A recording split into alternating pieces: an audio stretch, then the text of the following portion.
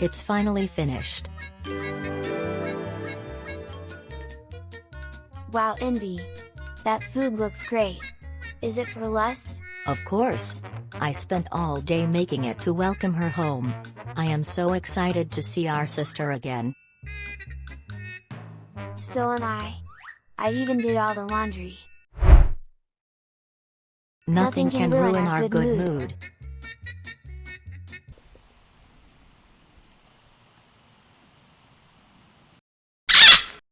Hello there, internet strangers.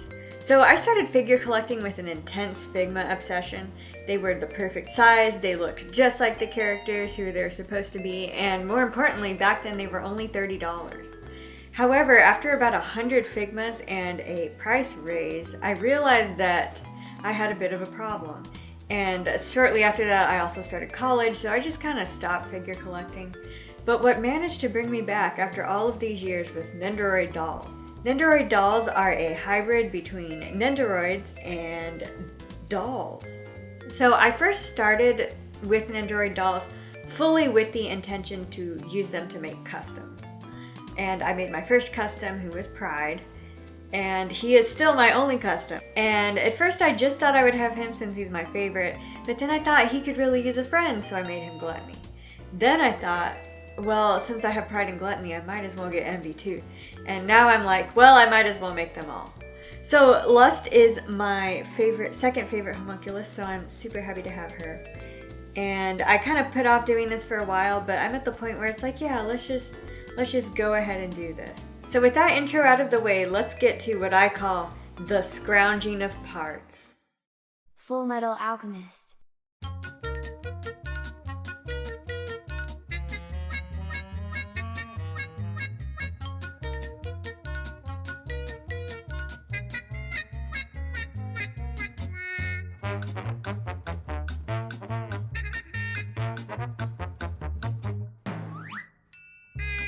Fish, candy, vegetables, candy, rice, candy. Your total is $100.86. Fullmetal Alchemist. So when it comes to making a custom Nendoroid, there are kind of two ways you can approach it. One way is by making everything from scratch and having it come out perfectly. Or there's my way, which is what I call scrounging. And speaking honestly, I actually do like starting from a base and modifying something over starting something from scratch. That's kind of how I approach my cosplays as well. So Pride actually ended up being an awesome first custom project because his design is so simple. So all I did was I found some hair that looked like his, and I found some faces that looked like his. So for his hair, I actually used Roy Mustang, which was perfect because he's from the same show. So Roy has simple hair, it's black, it's got a little bit of spikiness near the bangs, and then it has pointy bangs. So what I did for Pride was I sanded Roy's hair to come up a little bit in the middle. The only part that I think could be better is the spiky part of his bangs because Pride actually has much spikier bangs, but it's still recognizable as him, so I try not to beat myself up about it too much. For his face, I noticed he has very big eyes and very small eyebrows, so I found a face that looked similar and then I just painted the eyes differently. So for Lust, we're approaching it with a similar scrounging mentality. And Lust was a little bit harder to do. I had been keeping my eyes on Chibi Chop Shop, hoping that something right would come up. But when I finally decided I was just going to do her no matter what, I went to MFC and I searched long hair, and I looked at every Nendoroid who has long hair until I found hair that I thought would work for her. And what I decided on was Diana Cavendish from Little Witch Academia. I think that with Pride I may have been able to use a different character's hair, but with Lust I looked at all the hair and this was literally the only hairstyle that looked similar to hers. Moving on to faces. So when looking for faces, I don't look at the eye color because that's something I can always change. I look at the eye shape, the eyebrows, and any other facial features that might be important. Lust has pretty standard eyebrows, so I didn't pay attention to those. I was mostly looking at the bottom of her eye, she has eyelashes. And initially I had settled on using 2B. However, her pupils are very large, and I was worried that wouldn't look very good next to Envy.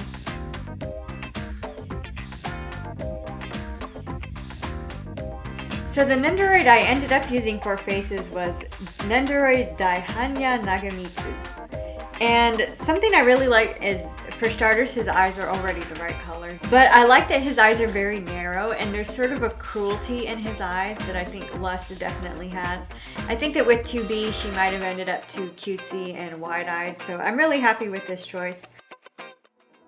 Also, as far as this project goes, shout out to Mercari, which is my new addiction. I had previously only been using Chibi Chop Shop, but I started using Mercari to sell things, and I found both Nagamitsu's faces and Diana Cavendish on Mercari. So, with all the pieces out of the way, let's get to modifying the pieces. Fullmetal Alchemist. Doing laundry is important. Today I will wash the shirt. The first step is to punch it. Now stomp on it. Throw it.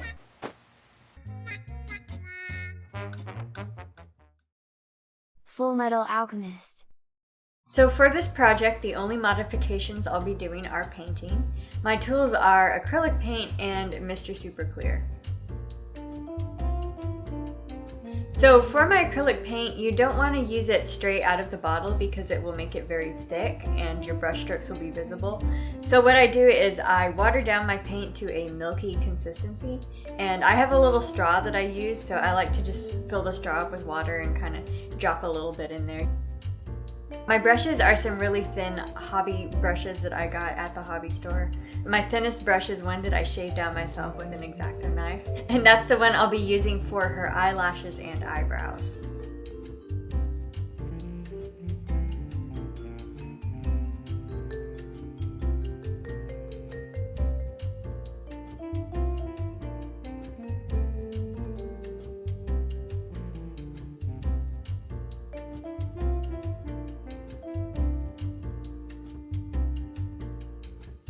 I'm not usually comfortable modifying eyebrows, but in this case I needed them to be black, so I just painted very carefully over the brows.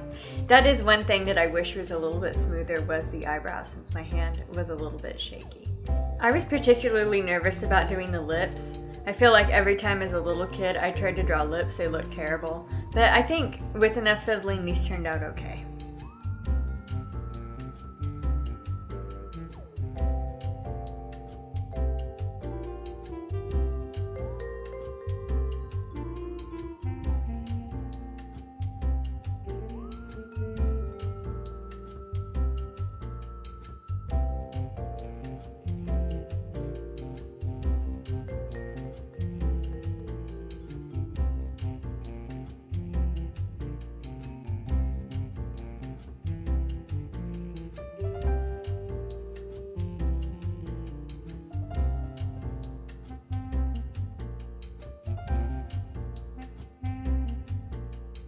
So for the hair, this is where I think it was really helpful that Fullmetal Alchemist already has official Nendoroids, because I can look at them and see how their hair is painted to have my own custom Nendoroids match. So looking at Roy Mustang, his hair is completely black. A lot of Nendoroids will have a really nice gradient or a shine on them, but just depending on the style of the show, a particular character might have flat colored hair. And this worked out well for me, so I decided to have all of my homunculi just have flat black hair. So I personally do think that an airbrush is the best way to paint these pieces. You can get a very thin coat of paint and you can get a gradient if you need one. But especially since I don't need one and customs aren't something I'm largely committing to, that is not something I have invested in. So I used spray paint.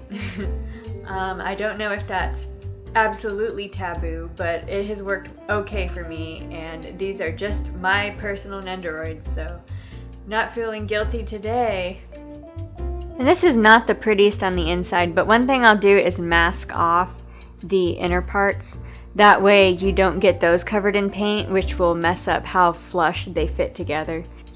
After painting my pieces, then I give them a good spritz with Mr. Super Clear. Mr. Super Clear is not good to breathe in, and it's also very temperamental with temperature. So I definitely recommend looking up more on Mr. Super Clear yourself before using it.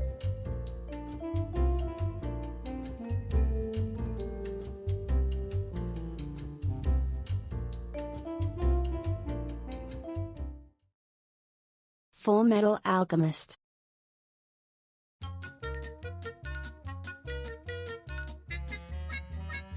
Pride, what are you doing? Digging.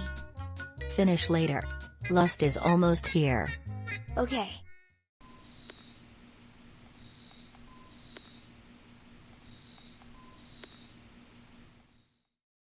Fullmetal Alchemist. Now for the final part of the project, which is making Lust's outfit. So whenever I make clothes for Nendoroid dolls, I use a stretchy fabric. You can use fastenings like Velcro or snaps. However, for dolls, you need to buy special kinds of fastenings that are thinner. And if you use human Velcro, it'll be too bulky on the doll's outfit. So instead of doing that, I've just managed to get by with making things out of stretchy fabric. So Lust's outfit is a form-fitting black dress, black gloves, and black boots. Thankfully, I managed to find the black boots that come with Nendoroid doll Saber Alter, so I just plopped those on her. But for the dress and the gloves, I had to do a little bit more brainstorming than I intended. So my first plan for the dress was to just make a little tube, and my first pass was just that. However, I found out right away that the Nendoroid doll woman body is not as hourglass shaped as Lust is, and my little tube dress looked a little bit frumpy. So what I ended up doing is I painted the top part of her chest black to be the bodice of her dress, and then I made the little tube to be the skirt. It's not quite as curvy as her real character design, but I think reducing that little bulk in the chest helped a lot. Also, the tube dress doesn't have anything to stick to, so it was sliding down, and I really didn't want her flashing on my other dolls. So painting the body is also what I did on her gloves. For Envy, I was able to make little wrist cuffs, but for Lust, since the gloves are really more like her hands, I just figured that would be better to paint. That way also when she wears other outfits, she'll still have the little gloves on. And overall, I'm pretty happy with the results of this decision. However, this is where some of my inexperience in customizing came to play, because I'm having some trouble with the paint wearing off and chipping easily. Even though I sprayed it with Mr. Super Clear, I might need to go in and prime it, which I didn't do for some reason, and then seal it again. But just for now, it's fine. It's fine. And I also painted on her tattoo. At first I thought I would cheap out and just paint a little dot, but with my smaller detail brush I was able to get some of the details in, so pretty happy with that. So with Lust's dress and gloves on, I could have stopped there. However, there are 3 scenes in FMA that I am obsessed with. One is when Ed stopped Winry from getting revenge on Scar. Second is the man who just wanted to have a cup of coffee with his family. And third is the time Lust wore a jacket.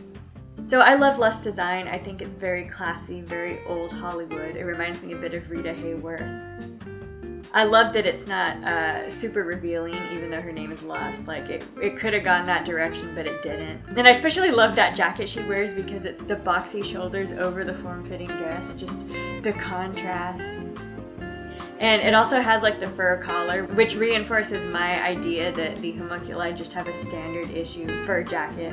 Like, welcome to the world, little homunculus.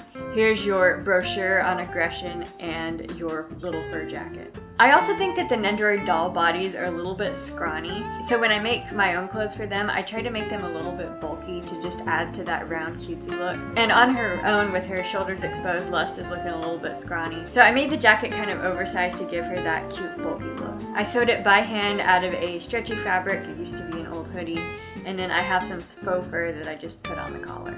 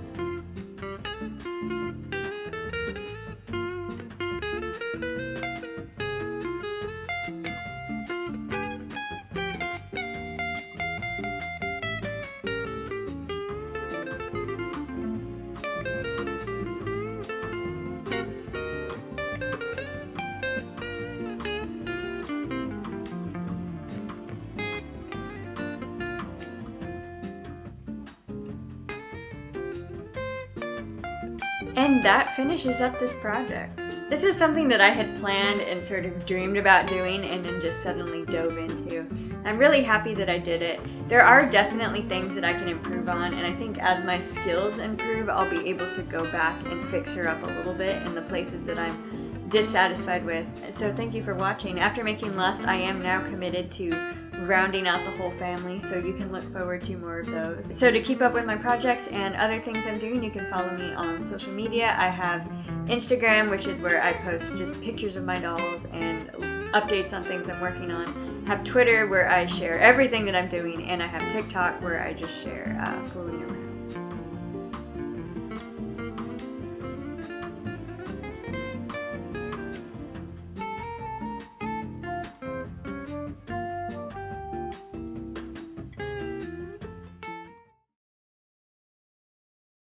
Fullmetal Alchemist.